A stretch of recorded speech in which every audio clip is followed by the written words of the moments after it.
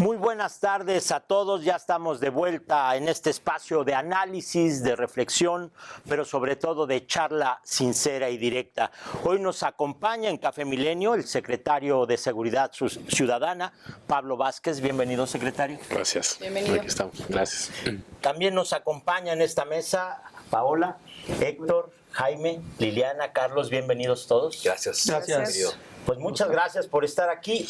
Secretario, le quiero preguntar, acaba de llegar apenas, pero pocos lo conocemos. ¿Dónde estaba antes? Ahora sí, como dicen en mi pueblo, ¿qué jabón lo patrocina usted? ¿Qué hacía? ¿No? ¿Dónde estaba? Primero, muchas gracias por la invitación y a todos el agradecimiento. Yo estaba hasta hace poco más de un mes que llego como secretario de Seguridad Ciudadana dentro de la institución. Yo era parte del equipo de la institución, donde ya para entonces había yo sumado más de 4 años prácticamente como subsecretario de Participación Ciudadana y Prevención del Delito. Y previo a ello, pues he estado en muchos temas o en muchas posiciones en gobierno y también al inicio en sector privado en temas de seguridad. Sobre todo dedicado a la parte de prevención del delito. Estuve en la Fiscalía General de la República, estuve en la Secretaría de Gobernación, tuve un paso por Cancillería también, y en el sector privado también estuve dedicado a temas de prevención del lavado de dinero, de inteligencia y otras áreas. Entonces casi creo que ya son poco más de 16 años, 17 años en el tema de seguridad. Tengo entendido que tiene una maestría y una especialidad también, que estudió en Londres y en Italia. ¿Cómo encuentra la Ciudad de México en ese sentido, en temas de seguridad? Yo creo que muy bien. La Ciudad de México, bueno, hay que decirlo. Lo primero, ha habido una evolución en los últimos años importante. Veníamos a finales del sexenio anterior, los últimos meses de 2018 y los primeros también de 2019, la ciudad estaba cruzando por quizá la crisis de violencia más importante que había tenido en su historia, con un nivel de homicidios muy alto, prácticamente tocando el promedio diario de 6 homicidios, donde llegábamos a tener días de hasta 12, 13 homicidios, y con una crisis y un descontrol también creo institucional importante.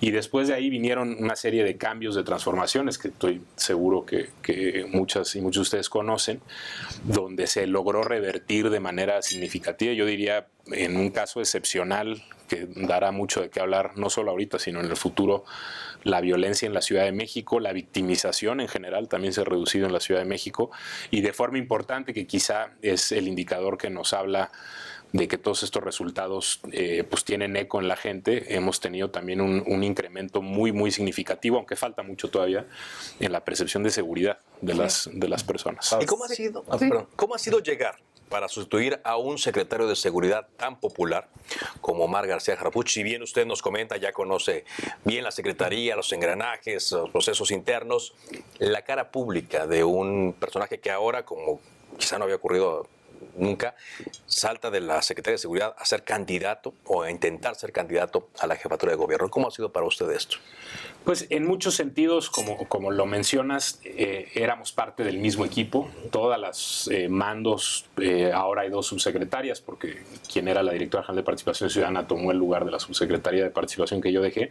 2 subsecretarias, el resto de los subsecretarios y todo el equipo, pues veníamos trabajando ya juntos casi 4 años. Algunos nos conocemos incluso de antes. Y en ese sentido la transición ha sido fácil, por llamarlo de alguna manera. Es decir, seguimos en lo nuestro, sabemos cada quien exactamente lo que tenemos que hacer. Para mí es un enorme privilegio, como lo hubiera sido que cualquiera de ellos encabezara la Secretaría, porque somos un equipo. Para mí es un enorme gusto serlo, pero también consciente de ser parte de ese equipo. Pero sí, creo que para todos el liderazgo y lo que imprimió en su momento el licenciado Omar García fue muy, muy importante en algo que pocas veces se menciona, pero yo creo que Omar García le devolvió la razón de ser y el sentido y el propósito a la policía. Y eso es muy importante porque cohesiona, más allá de lo estratégico que ha sido importante, las capacidades y otros temas, este tema de devolverle el sentido y la razón de ser a la policía, creo que fue muy importante. En esa transición de la que nos está hablando, ¿cómo considera que es ahora su propia relación con el presidente Andrés Manuel López Obrador después de estas reservas que se conocían hasta cierto punto que tenía el propio presidente con Omar García Harfuch en el sentido de pues haber participado en el equipo de Genaro García Luna? Llevo poco tiempo. La relación con el gobierno de México es extraordinaria, igual que ha sido siempre. Desde luego hay una coordinación, el jefe de gobierno asiste todos los lunes a los gabinetes de seguridad nacionales. Es por su conducto que se mantiene una relación en general con todo el gabinete de seguridad muy buena.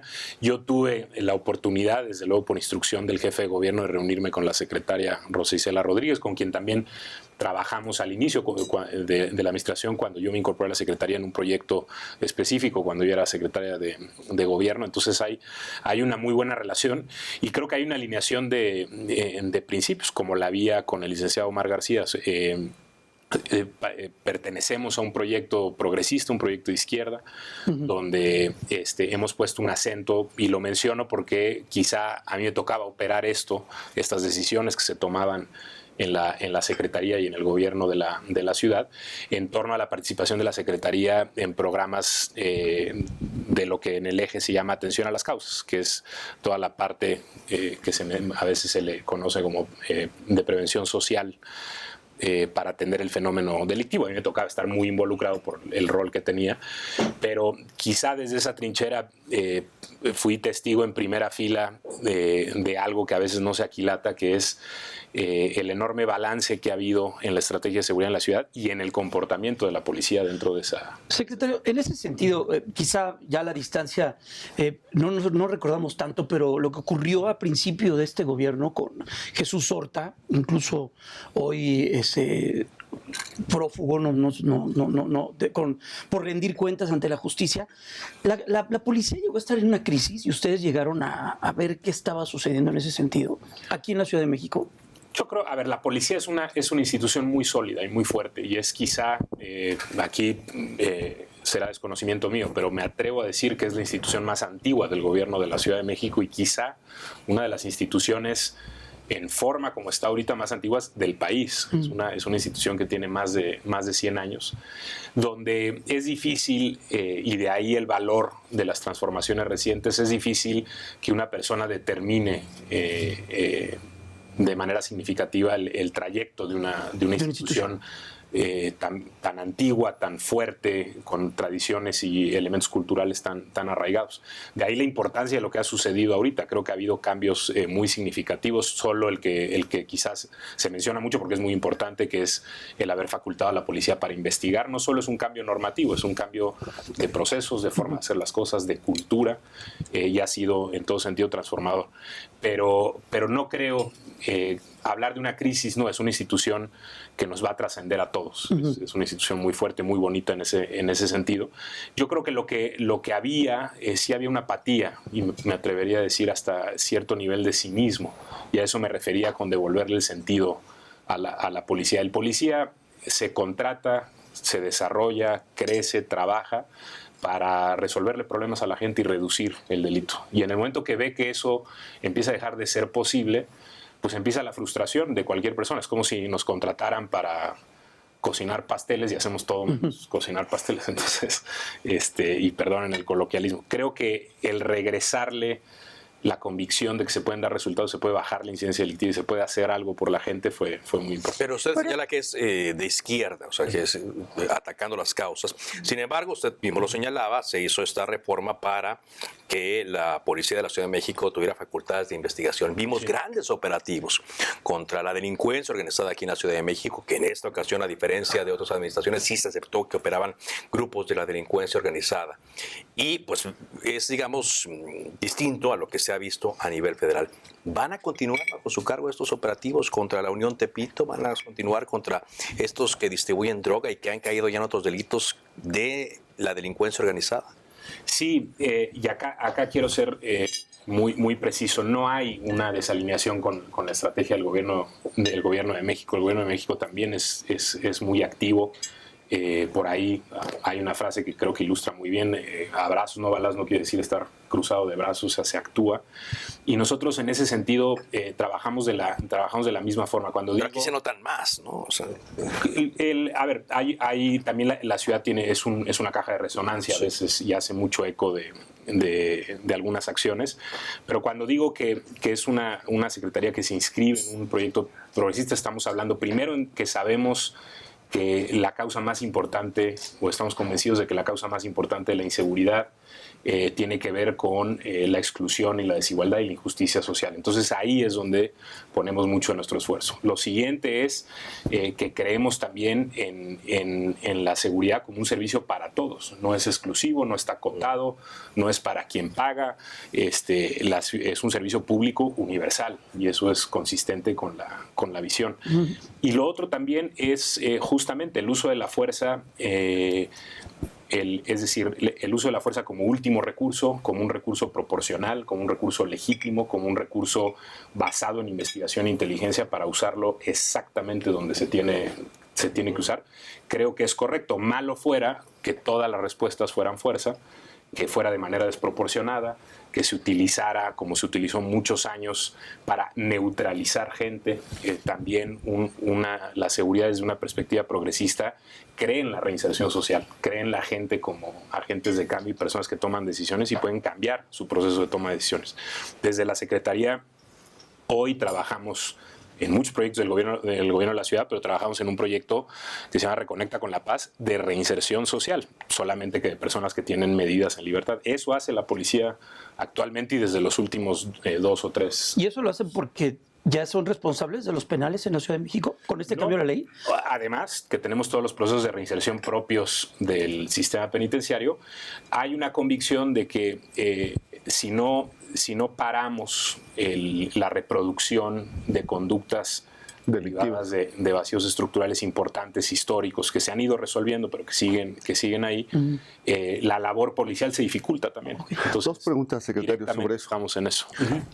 Dignificar a la policía es una tarea que han asumido, pero en las calles no se refleja del todo y lo vemos en las agresiones que hay de muchos ciudadanos prepotentes contra policías que a veces están mal preparados hasta físicamente para poder responder ante estas agresiones. Falta más trabajo en la dignificación de la figura del policía en la Ciudad de México. Es mi primera pregunta y una conectada a esta. ¿Usted es policía? ¿Se asume a sí mismo como policía? Empiezo por la segunda. Por la última. Yo no soy de formación, digamos, histórica policía. Tengo un profundo respeto y deferencia en ese sentido a mis compañeros. Yo no me atrevería nunca a decir que soy algo que no soy.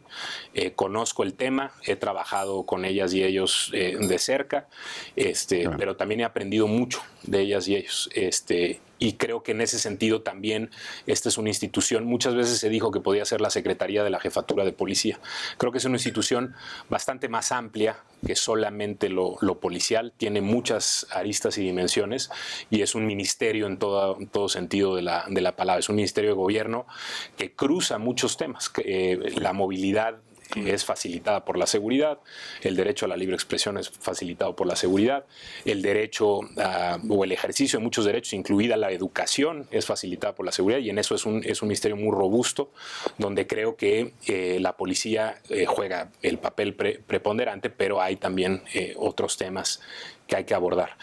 Y lo siguiente, creo que la labor no es fácil, la labor policial tampoco es un tema de se dignifica una vez y se acabó, es un proceso largo como en cualquier organización, pero creo que se han hecho cosas positivas. Lo primero que se ha comentado mucho y es muy importante es el salario, ¿no? Entonces, muchísimos años sin que el policía recibiera un incremento en su salario y un incremento en su poder de compra con ese salario. Entonces ahora tenemos un incremento en los últimos años de 54% en el salario. Eso es una decisión política valiente de decir esta es una institución importante, es un sector que nos importa y vamos a cuidarlo. 54 en todos los porcentajes, en todos los policías. Ahorita Perdón, ¿este porcentaje se vio incrementado en todos los cuerpos de la policía? Sí, es un incremento general del 9%. 54% anual, que suma 54% en términos nominales. Ahorita un policía de la Ciudad de México está rondando, y perdón la imprecisión, los 18,000 pesos al mes en estado de entrada. Iniciamos la administración en 11,000 más o menos. Éramos de las policías en términos relativos peor pagadas y estamos ya arriba de la media en el país. Eso es lo primero. Lo segundo tiene que ver, ¿cómo se llama? Esto que les decía, parte de la dignificación policial tiene que ver con su labor y devolverle al policía ese espíritu de ayudarlo a resolver los problemas que todos los días le trae la gente. Es decir, si parte de esa frustración ciudadana puede venir de que te traigo problemas y tú no resuelves. Pero yo también como institución no te doy las herramientas para resolver. Entonces ahí hay también un tema de dignificación que muchas veces no se menciona. Y creo que en general se ha tenido resultados. O sea, las encuestas, que saben que nosotros no las levantamos, las levanta el INEGI, mencionan o refieren que la confianza en la policía y la percepción del desempeño, así se pregunta tal cual, ha tenido incrementos significativos, no son los definitivos, que no se habían tenido en mucho tiempo. Entonces quiere decir, ya en el agregado, no a nivel quizá de casos particulares, sino en el agregado, ha habido un incremento en la percepción. Desde luego sigue habiendo casos, pero tenemos una cantidad de programas importantes. Invertimos muchísimo en estos años por instrucción en su momento del secretario Mar García, sí, en temas de salud mental, muchísimo. Se desarrolló el sistema de salud mental de la policía como nunca antes. Programas de policía saludable, es decir, todas las personas que no estaban pudiendo pasar sus certificaciones por algún problema de salud relacionado con sobrepeso entraron a un programa. En vez de decirles, porque se podría haber hecho normativamente, tú les decías, oye, no cumples, para afuera.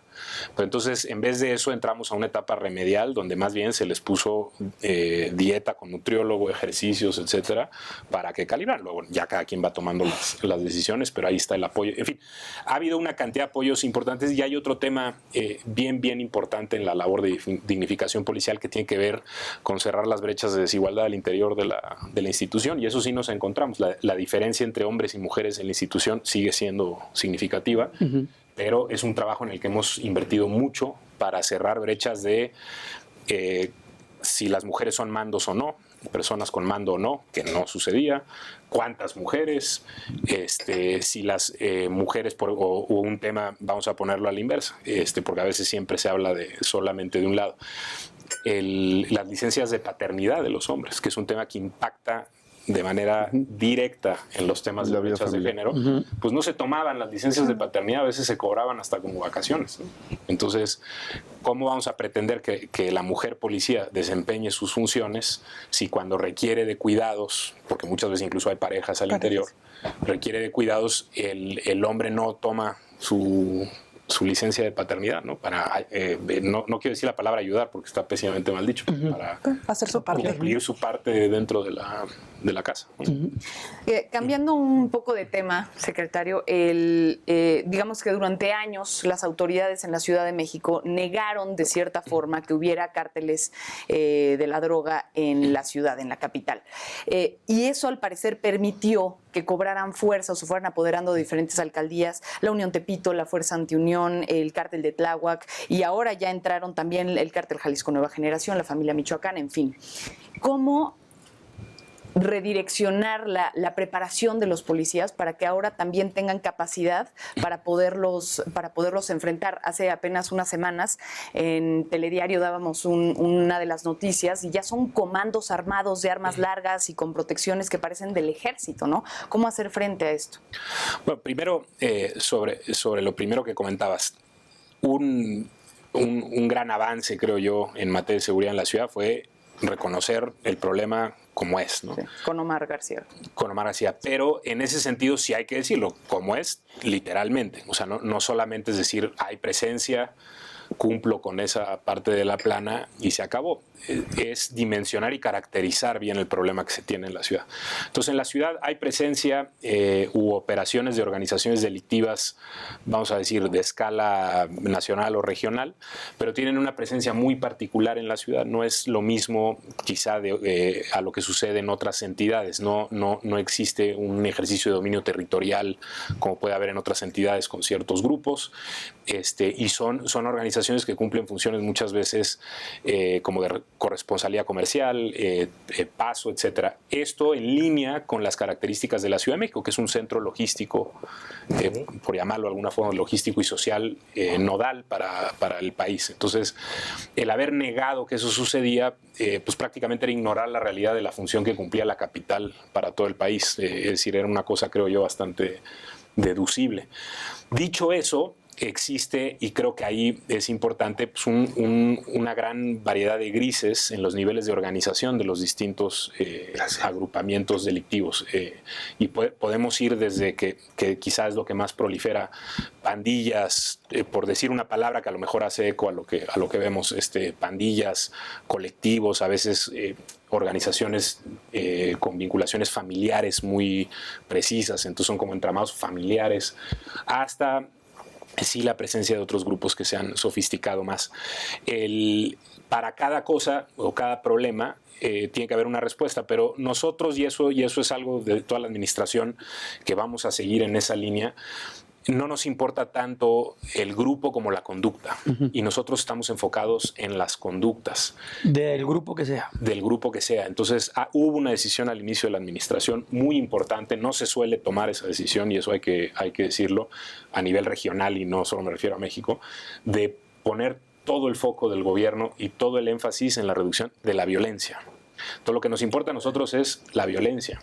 La ejerza el chiquito, el grandote, el mediano, eso no importa. La violencia es igual de significativa. Un homicidio, una muerte de una persona le duele igual a la familia de esa persona, lo haya hecho un grupote, un grupito, un grupín, ¿no? Entonces, nuestro foco es la violencia, y vamos a ir y vamos a dirigir todos los esfuerzos, no solo los disuasivos, sino también los de programas sociales, a la violencia. Hablando en delitos, justamente, hemos visto, no sé si por ahora por las redes sociales, y justo en Telediario, aquí en Milenio, nuestro compañero C4 Jiménez igual, que su programa trata de eso, pues bastantes videos de robo a transeúntes, o cómo se le llama a ese delito, cuando te roban justamente adentro de tu auto y te quitan tu reloj, o te quitan tu teléfono, o cuando sales del banco y te roban este dinero que sacaste, o cuando vienes del aeropuerto y también te quitan estos dineros o estos dólares que cambiaste en la casa de cambio. ¿Cómo se llama primero ese delito? ¿Cómo lo tienen ustedes tipificado?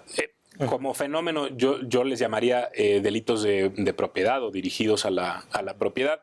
Tienen caracterizaciones dependiendo del tipo penal: a cuentaviente, a conductor de vehículo, a transeúnte, a pasajero a bordo de... y se despliega por cada tipo de transporte, etc. La caracterización es un tema administrativo, bueno, desde luego penal, pero digamos que nos sirve a nosotros, pero para efectos de la gente, pues es un robo a propiedad, ¿no? No vemos un fenómeno atípico, existe el fenómeno, como siempre hay concentraciones temporales en ciertos territorios, y esas se van atendiendo. Son delitos que su presencia geográfica tiene que ver con donde están las oportunidades, es decir, donde se mueve la gente en transporte, donde la gente tiene niveles de consumo altos, donde la gente también se traslada en cierto tipo de vehículos. Entonces ahí es donde ponemos el foco. No vemos una tendencia típica, pero desde luego es un delito que hay que tener presente todos los días y estarlo trabajando todos los días. O sea, las oportunidades están ahí, los ofensores están ahí, y a veces incluso hay coyunturas situacionales, espaciales, que ayudan. Por ejemplo, ahora estamos poniendo mucho trabajo interinstitucional cuando tenemos alguna afectación de tránsito por alguna obra o algo, trabajar juntos, porque no solo es la afectación de tránsito por la obra, se generan oportunidades distintas en esto. Sí, el aeropuerto, ¿qué están haciendo en particular en el aeropuerto? Que sé que está la Marina, pero también están ustedes. ¿Qué están haciendo de trabajo de seguridad? Hay una mesa de coordinación encabezada por la Marina. Como saben, tendrá escasos días que el aeropuerto fue declarado un polígono naval, es decir, la competencia. ¿Eso lo celebran ustedes? Creo que la Marina es un extraordinario trabajo, hay muy buena coordinación, la había previamente también, entonces no veo que haya ningún problema o contratiempo en ese sentido. Tenemos una mesa de trabajo donde hay una división de responsabilidades clara, de acuerdo a las propias competencias y nuestra jurisdicción territorial. Y lo que estamos trabajando es el poder apoyar cualquier fenómeno delictivo que salga del aeropuerto hacia la ciudad, puede ser de distintas formas, coordinarnos con la información que se genere en el punto hacia afuera y hacer investigaciones de forma conjunta, no solo nosotros, también la Fiscalía General de Justicia, y apoyar, y eso ya nos irá comentando la Marina, ellos tienen su trabajo también, en cualquier cuestión preventiva donde podemos tener injerencia desde afuera, es decir, concientizar a las personas sobre ciertas rutinas de autoprotección en espacios como los aeropuertos, me refiero a espacios con mucha afluencia. Lo podemos hacer en distintos foros de concientización que nosotros tenemos, reuniones con vecinos, reuniones con empresarios, etcétera.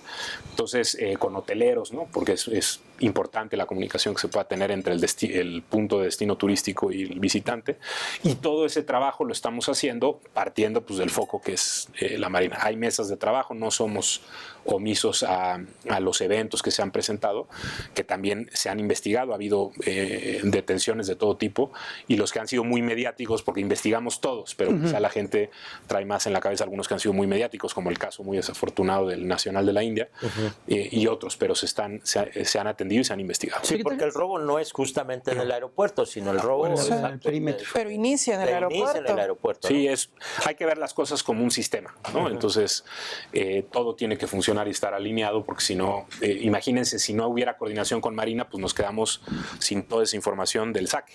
Y ahora, ya ha habido un incremento también de motociclistas, ¿no? Del parque vehicular de motos casi al doble, y que muchos de estos delitos también han crecido por el asunto de las motos, ¿no? O huyen o escapan o utilizan este vehículo para hacer este tipo de tropelías. ¿Hay algún operativo especial? No podemos ¿no? satanizar a los motociclistas. No a todos. Soy motociclista, ¿verdad? Entonces, pero sí ha habido un incremento en los delitos. Yo creo a ver, primero, y lo mencionabas y con toda razón, no sé el dato preciso, pero ha habido, yo creo que hasta 3 veces, y me apuro entendido, hasta 4 veces se ha de 2020 a la fecha el parque vehicular de motocicletas en la ciudad. Eso tiene distintos retos en movilidad, en seguridad vial, en traslados nocturnos, en fin, es un cambio en la movilidad de la ciudad importante, que se ha dado también este fenómeno similar en otras ciudades y en otros países y en otras latitudes. Se aceleró por la pandemia. Creo que la pandemia catalizó este fenómeno, que se hubiera dado de todas formas, pero lo hizo más rápido. Además está todo el tema de las nuevas economías que dependen mucho del traslado en motocicleta. Dicho eso, pues creo que nos tenemos que ir adaptando. Es decir, va a haber delitos que se cometan ahora en este medio de transporte, va a haber también que ajustar nuestros esquemas de seguridad vial a la existencia de este medio de transporte. Algo que es muy claro, no es lo mismo detener a un vehículo en la vía pública que detener a una motocicleta, solamente por la capacidad de maniobra. Por lo mismo, también una motocicleta que alcanza mucha velocidad y hay algo de ingesta de alcohol, pues es mucho más riesgosa que un vehículo donde hay maniobra más segura y hay más protección. De entrada ahí tenemos que hacer una reflexión sobre la tolerancia, por ejemplo, el alcoholímetro que tolera 0.4 miligramos de alcohol por litro de sangre, pues en una motocicleta mucho menos que eso a lo mejor te hace perder el control del vehículo. Entonces son ajustes, estamos en esa etapa de transición, no quiero en ese sentido ignorarlo, rechazarlo, estamos en esa etapa de transición, pero son ajustes macro, casi estructurales. Pero incluso se hizo viral a nivel mundial el video de la policía que aquí en el centro se atravesó al paso de una motocicleta donde iban unos delincuentes. A la compañera todo el reconocimiento se hará, se formalizará no solo de palabra, todo el reconocimiento a la compañera por la valentía del tema, pero creo que ilustra muy bien eso. A lo mejor sin tantas motos hubiera sido una carrera peatonal, ¿no? Claro. Pues, secretario, el tema que cambió también en la Ciudad de México en el 2019 y que ha habido una crítica que tiene que ver con las de fotomultas a fotocívicas. Ya lo detectaron porque hay grupos de la sociedad civil que dicen que se han incrementado los percances, las muertes en accidentes viales. ¿Qué parte es responsabilidad de ustedes? ¿Qué parte es responsabilidad de CEMOVI? ¿Cómo está todo eso? ¿Y qué ven ustedes? Porque ciertamente es muy importante, en una parte fundamental, ¿no? En la elaboración de una cultura de tránsito en la Ciudad de México, las fotomultas, y hubo un cambio a fotocívicas. A ver, la Secretaría le corresponde sobre todo la parte de sanción. En términos generales, cuando hablemos de temas viales, la Secretaría está más en el ejercicio en la supervisión y ejercicio de las sanciones y el diseño de política pública en general con CEMOVI. Hay cruces, no quiero particularizar nada. Creo hay también mucha evidencia, y esto pues, existe en la literatura, existen las evaluaciones, de que lo que más cambia el comportamiento no son tanto sanciones monetarias, sino sanciones o procesos dirigidos al cambio de comportamiento y la efectividad en las sanciones. Es decir, no nos sirve de nada tener carísimas las multas si no agarramos a nadie, ¿no? Entonces, esas dos dimensiones habrá que evaluar. Yo lo que sé de parte de los compañeros de CEMOVI es que la medida de las fotocívicas, de impactar directamente en la necesidad de que la persona vaya a hacer trabajo comunitario y todo, tienen un impacto importante en el comportamiento que quizá no tenían las multas. Eso es un tema que habrá que ver las evaluaciones y donde CEMOVI se ha expresado ampliamente al respecto. Creo que el asunto aquí es, insisto, no simplificar los temas y decir fotocívica o no fotocívica, o fotomulta y no fotomulta. Como hablábamos hace un momento, el tema de tránsito en la ciudad es complejo y tiene que ver con muchas cosas, velocidades, tipo de transportes que van emergiendo, en fin. ¿Está preparada la policía de tránsito para estos desafíos que hay? Porque normalmente lo sentimos en lo que nos dice la gente. El policía tiene una imagen, pero el policía de tránsito tiene una imagen que es peor que el del policía normal. Le mientan la madre cuando está el tráfico, les dicen que no sirve, muchos están distraídos en su teléfono celular. Y a veces empeoran mucho las cosas en cuanto a la movilidad en lugar de beneficiarlas. ¿Qué se está haciendo para, en una coordinación integral, que el policía de tránsito realmente ayude y realmente apoye a que sea una mejor movilidad la que se vive en la Ciudad de México? Los policías de tránsito han tenido una función histórica en la ciudad que es compleja. Entre más esté un policía en posición de interactuar con la gente, está también en más posición de friccionarse con la gente. Sí, las marchas son un claro ejemplo, ¿no? Las cortes a la circulación, todo ello. Entre más lejana es la operación de una policía, la gente tiende a percibirla con más confianza. Eso es aquí y no quiero decir en China, pero porque desconozco el caso. En China es diferente, no te puedo asegurar, secretario. No por otra razón, desconozco el caso chino, para no caer en la expresión. Pero entonces la policía de tránsito ha tenido esto, que es la policía por mucho más cercana a la gente. Me refiero a su interacción cotidiana. Y ojo, no a toda la gente, a la gente que se traslada en un vehículo, y eso tiene un sesgo muy claro de ingreso. Sí. También es la gente que luego tiene más acceso a ciertos mecanismos de comunicación pública, en términos generales. Entonces, es un papel que les exige mucho a un trabajo quizá más que a cualquier otro elemento policial. ¿Qué se ha hecho? Desde luego, cuando inició la administración había pocos policías de tránsito. Había programas no muy eficientes, había algo de debilidad en el equipamiento. Y entonces, recordarán, habrá sido a finales del 21, si no me equivoco, empezó todo un proceso de renovación de la policía de tránsito muy importante, donde se relanzan cosas que estaban funcionando. Tampoco voy a decir que todo era malo. Por ejemplo, el tema de las personas autorizadas para infraccionar.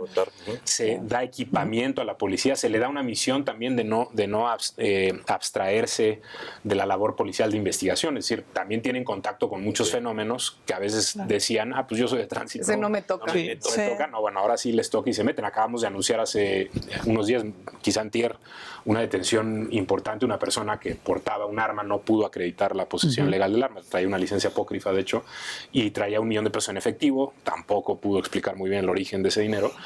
Y quizá antes Tránsito hubiera dicho, bueno, pues pero la licencia y lo demás están síguele, no. Entonces también se ha trabajado en eso y en un proceso que hay que fortalecer, seguir trabajando, pero no perder de vista que la labor de ellos es difícil por eso, porque no es, secretario, pero no es cómodo. Hay un problema ahí con esa filosofía, porque ustedes están apostando a la conducta cívica y al ejemplo.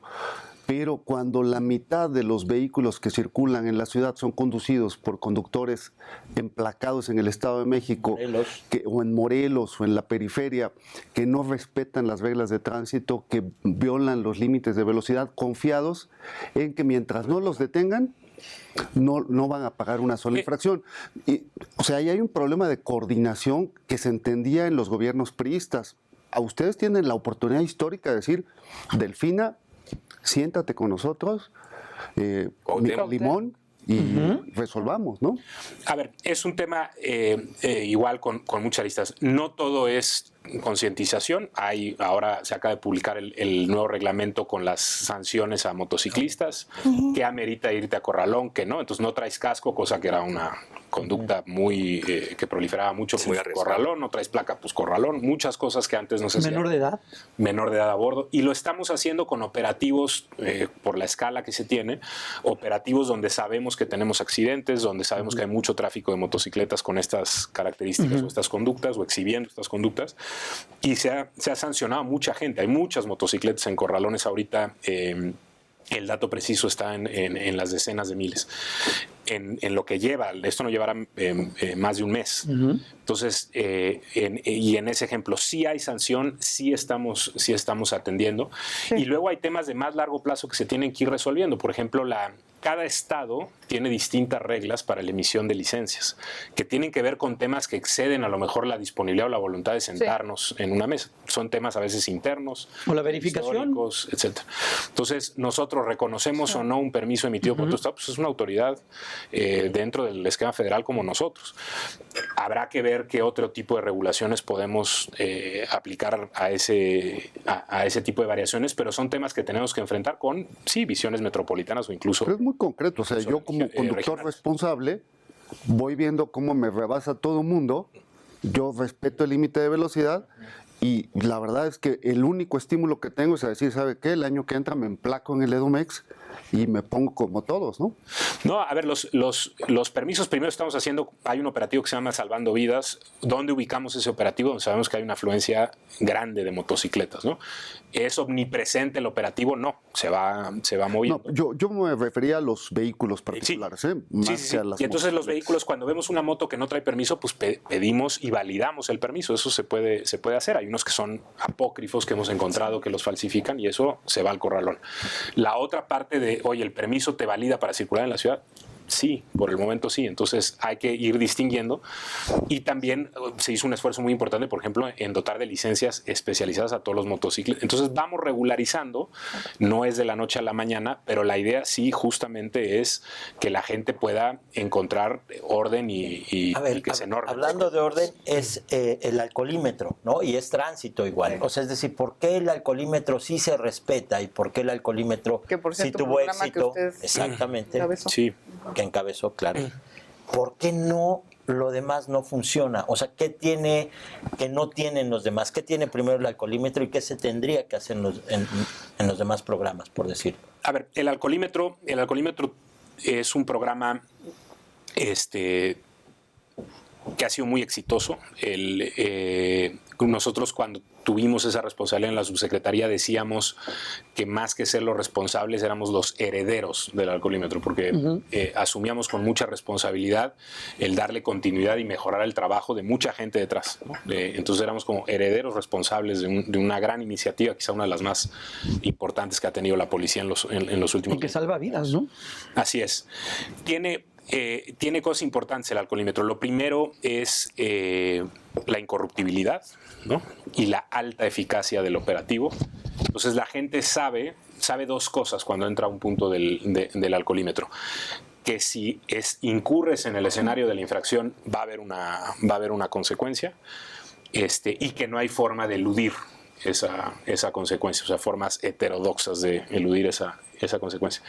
Eso creo que hay que impregnarlo en que está, también son otros volúmenes los que se manejan en distintos operativos. Por eso empezamos a trabajar, por ejemplo, ahorita con el operativo Salvando Vidas, que es el de regulación normativa de motos, en el mismo sentido, son puntos, se va moviendo, puntos al azar, con mucho la lógica del alcoholímetro. Y lo que empezamos a hacer nosotros también, que ahora se ha dicho que el alcoholímetro bajó su productividad, yo no me diría, primero, estamos en los niveles, ya estamos en este momento en los niveles que se tenían prepandemia, operando en los niveles que se tenían prepandemia, pero lo que hicimos es que aumentó mucho la efectividad del alcoholímetro. Introducimos nueva tecnología, podemos detectar mejor y ya no de manera discrecional a quienes incluso ya sin alcohol. soplar, ¿no? Ya nada más metiendo un... Antes eso, una persona se asomaba en la ventanilla y si medio determinaba que olía alcohol, lo pasaban a prueba. Ahorita metemos una máquina. ¿Cómo funciona? Es una máquina que detecta alcohol en el ambiente. Puede dar un falso positivo por alcohol, por ejemplo, de gel de manos. Pero ese falso positivo se descartaría inmediatamente cuando ya se sopla en pipeta. Lo que aumenta muchísimo es que los que detectamos con esa máquina ya casi hay una relación 1 a 1 con que en la pipeta. Perdón, permítame regresarnos al tema de seguridad, porque yo ya me quedé ahí con muchas dudas. Estábamos hablando sobre las motocicletas y cómo estas toman un papel muy importante en los delitos. Nos toca hablar de ello todos los días y creo que una de las partes más delicadas y que a nosotros como ciudadanos nos da mucha frustración es ver cómo se pierde la coordinación entre la Ciudad de México y el Estado de México, que si por las cámaras, por los elementos, porque aquí ya no me toca y te toca ahora a ti. ¿Cómo está la coordinación con el Estado de México? Y por supuesto, también déjeme decirlo, entre alcaldías, que ahora pues políticamente no son todas afines. La coordinación con el Estado de México, yo diría, se da a 3 niveles. La primera es la coordinación entre las entidades federativas y el gobierno de México, que hay algo importante ahí. El gobierno de México tiene mucha competencia, o tiene las competencias para operar de manera federal en ambas entidades. Entonces, unos y otros tocamos base muchas veces con el gobierno de México para ampliar el alcance de nuestras operaciones de forma cruzada, en coordinación, desde luego, con nuestros pares. Lo siguiente es a nivel estatal. Como bien menciona, que hay una coordinación muy buena con la Fiscalía General de Justicia del Estado de México y con la Secretaría de Seguridad Pública del Estado de México. Tenemos las complejidades que tiene cualquier zona limítrofe, donde muchas veces se prioriza la vida, se priorizan cosas que van más allá de las fronteras administrativas de los estados. Tenemos también las complejidades orográficas, ¿no? Donde hay barreras naturales en las entidades, o a veces no, donde es muy difícil distinguir dónde empieza y dónde acaba una entidad. Y no por eso tenemos que dejar de trabajar. La Ciudad de México creo que en estos años se ha caracterizado, y el Estado de México igual, por el mayor número de operaciones que se han tenido fuera de la Ciudad de México, de objetivos de la ciudad, que además, por la propia operación institucional, los objetivos empezaron a desplazarse hacia fuera de la ciudad a buscar refugio o anonimato. Y luego también está la coordinación entre las entidades estatales y las locales y entre las locales. Entonces, no es solamente decir con el Estado de México, es cómo se coordinan las 16 alcaldías con sus pares, cómo se coordina el gobierno de la Ciudad de México con las 16 alcaldías acá y con los municipios colindantes.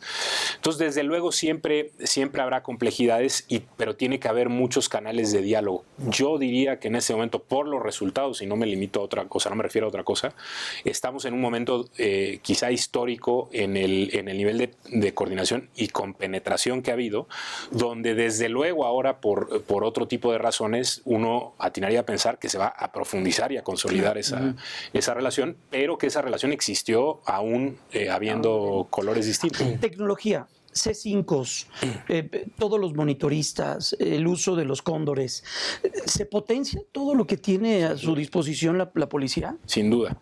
El tema creo que ha existido tradicionalmente y en todo el país y quizá en todo el mundo un fetiche con las cámaras, ¿no? Sí. Pareciera que a más cámaras, más seguridad. No. O sea, la cantidad de cámaras influye de manera significativa siempre que pues alguien use esa información para investigar, para dar seguimiento, incluso de forma preventiva. Creo que en la ciudad no ha habido un fetiche tecnológico. Lo que ha habido es un avance en la tecnología a la par de un avance en las capacidades de investigación y uso de esa tecnología. Entonces, todo lo que abone en ese sentido, pero con ambas patas de la mesa, ambas ruedas de la bicicleta, funcionará. Lo que no puede haber es un fetiche tecnológico y sin capacidades para usar esa. Okay. ¿Pero qué falta en ese tema? ¿Qué faltaría? Porque hay innovaciones, cada vez hay drones, ahora hay más. ¿Qué le falta a la policía de la ciudad? La innovación tecnológica es enorme, creo que además por minuto, ¿no? Se acelera. Sí. Insisto, creo que cualquier crecimiento en tecnología o en capacidades tecnológicas solo es significativo si va a estar respaldado detrás con investigación y procesos de política criminal fuertes, ¿no? Tecnologías hay todas las que nos podamos imaginar. Algunas que también hay que tener mucho cuidado, que pueden resultar invasivas en términos de derechos. Entonces, ahí está la tercera pata, me falta pensar la cuarta. Pero creo que tiene que haber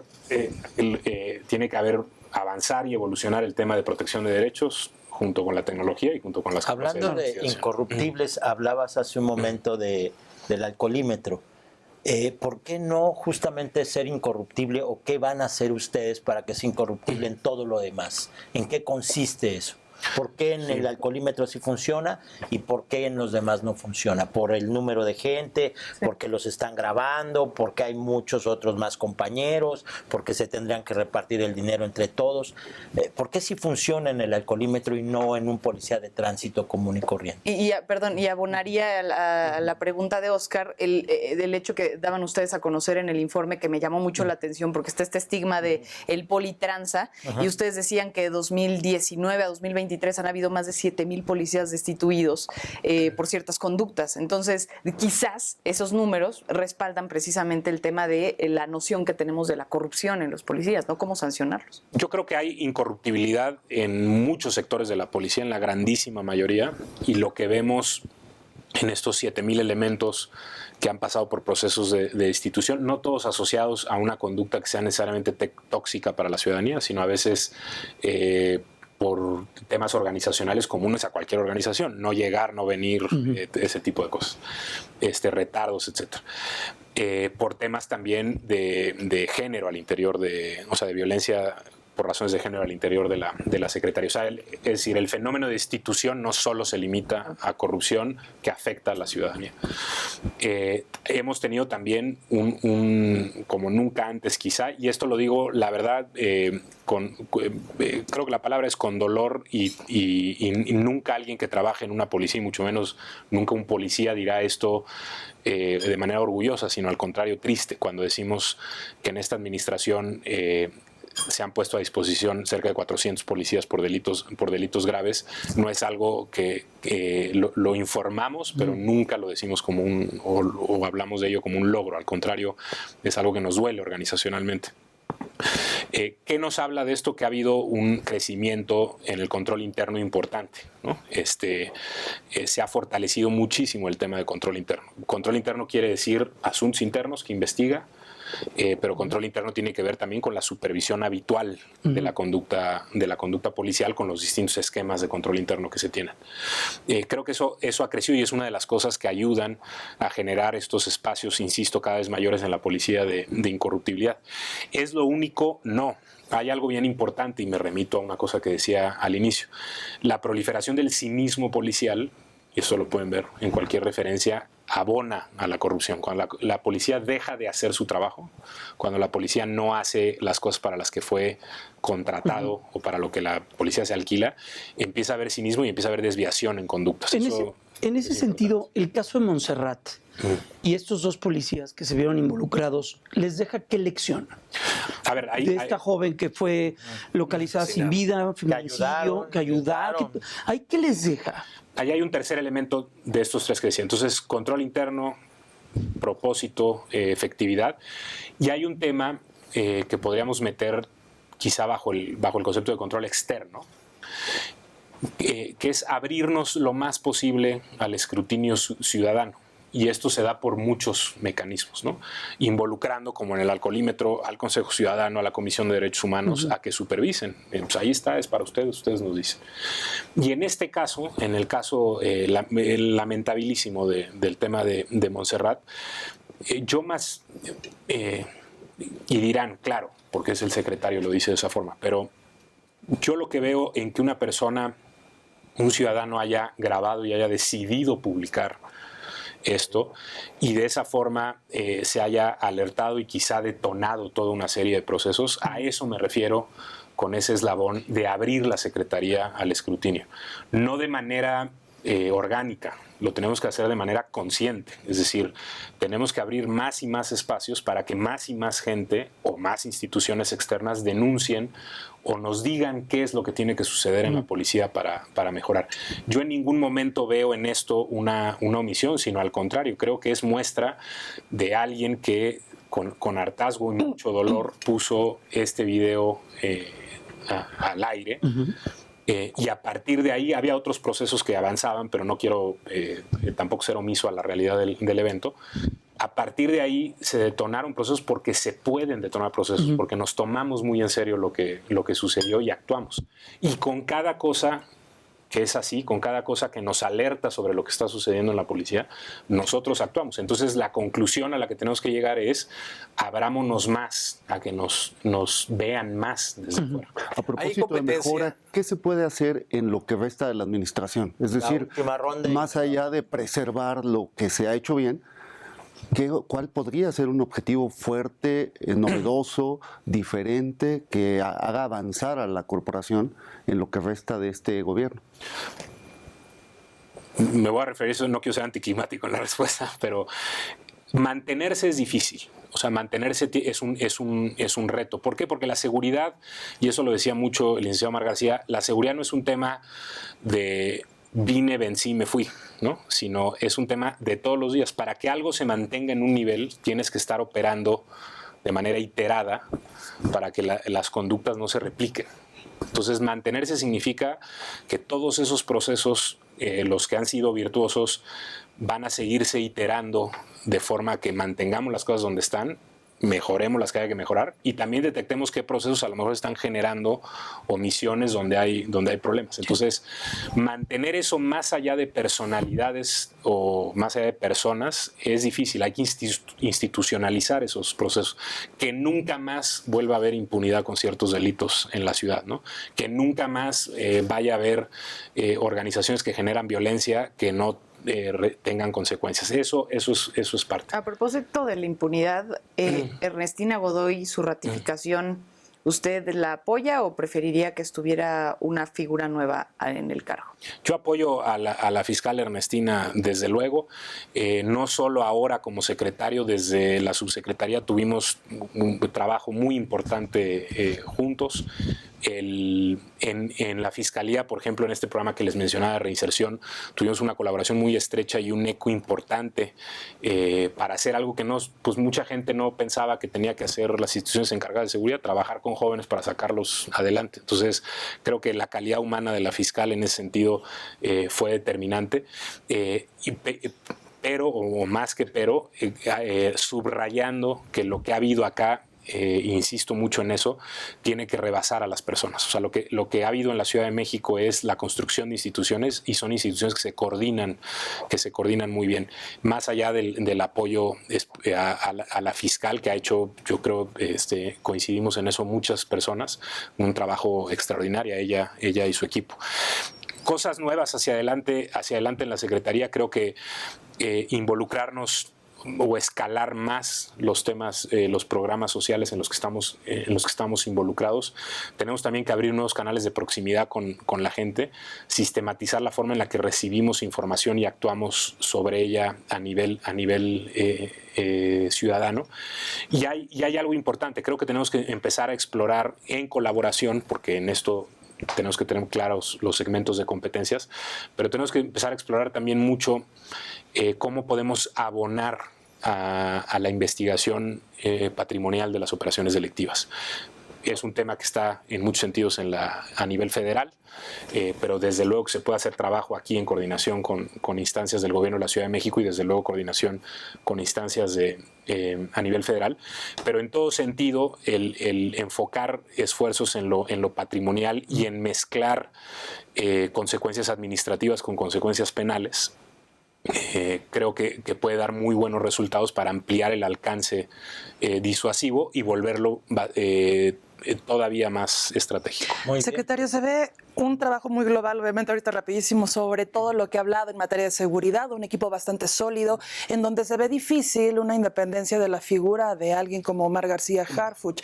Sumado a eso, la operatividad que usted menciona, esta continuidad en los trabajos, saber qué tanta injerencia podría tener todavía hoy, a pesar de que tiene evidentemente él otras intenciones ya más encaminadas hacia la jefatura de gobierno, y también pues es a todas vistas innegable lo ocurrido en un atentado contra el entonces secretario Omar García Harfuch, y saber pues también esta posibilidad latente que usted tiene de padecer lo mismo.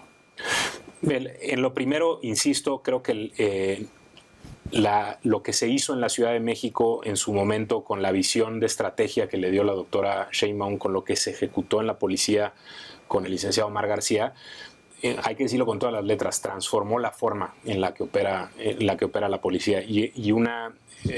Hablamos, lo decíamos así en la comparecencia, no por otra razón, pero una huella en ese sentido, pues es positivo que quede marcada como un referente, no de ahorita, yo creo en el futuro que se puede emular. Ha habido otros momentos en la Secretaría que tú le preguntas a los policías de qué momento te acuerdas en la Secretaría que hubiera habido un cambio y una transformación y demás, y te refieren otros momentos. Creo que esa es la importancia, y en ese sentido lo que se hizo pues va a tener influencia, espero yo, que tenga influencia muchos años en adelante, y siempre podamos como capitalinos y como integrantes de la policía voltear a ver estos años y decir, en ese momento inició algo importante. Creo que eso es muy sano en las instituciones, tener referentes importantes. El tema de seguridad, pues los que estamos metidos en esto pues sabemos de qué se trata. Desde luego se toman las precauciones, los cuidados, pero sabemos de qué se trata y estamos en ello, ¿no? No podría ser de otra forma, y estamos en ello para todas las personas que tengan exposición por la función que estén, claro, y por los derechos también y acuerdos legales que se tienen al respecto. Entonces eso lo vamos a seguir haciendo así. También como forma de reconocer a quienes en esta institución han pasado y han puesto un grano de arena y han arriesgado su vida hoy y de muchos años atrás también. Muy bien, pues muchísimas gracias, secretario. Gracias. Muchísimas gracias a todos. Gracias. Y nos vemos en el próximo Café Milenio.